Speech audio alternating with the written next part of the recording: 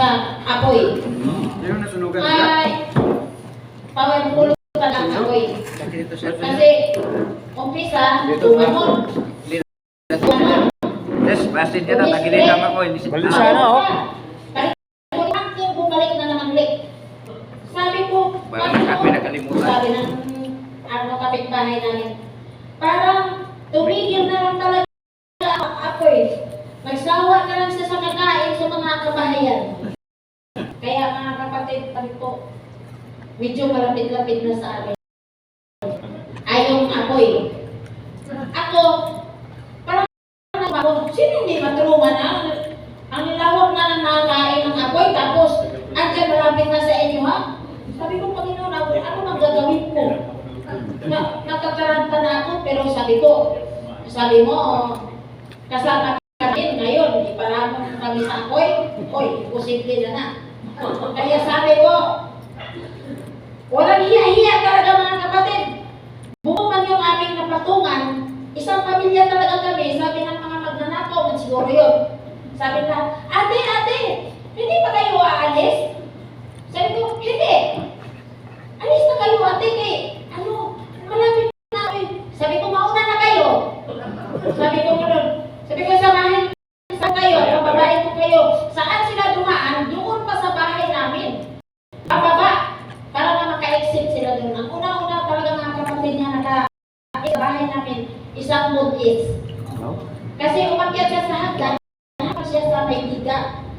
Wala naman siya mga babaan doon, kulit. Dadaan sa akin.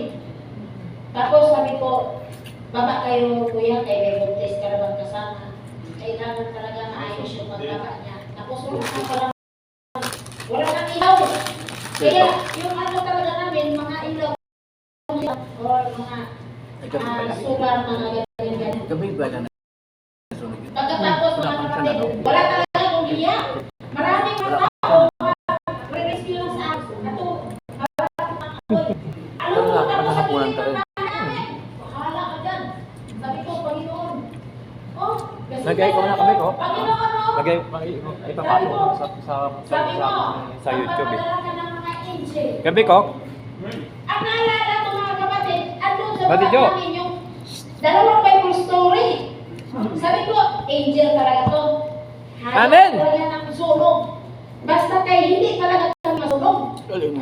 Kaya, ang ginawa namin, isang pamilya kami doon, hindi kami nagpanik. Yung malapit na bahay sa amin, yun ang marupos na nakahawa sa amin, na para umapo yung bahay namin. Sabi ko sa asawa ko, Tam! Sige na, umpisa na! May ginawa kami mga kapatid, giniba namin yung kapitbahay namin. Ano yung bahay nila? Giniba namin!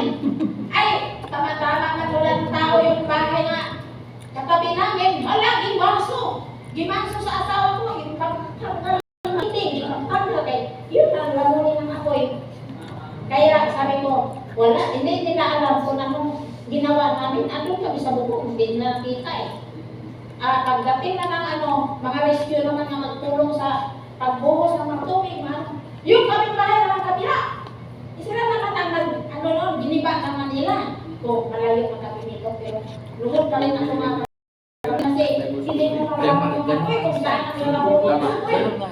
Ngayon, maraming galit sa akin. Pati yung apoy kasi noon, pag masunog yun, wala yun. Kasi magdikit-pikit yun. Inaraw-araw ako doon sa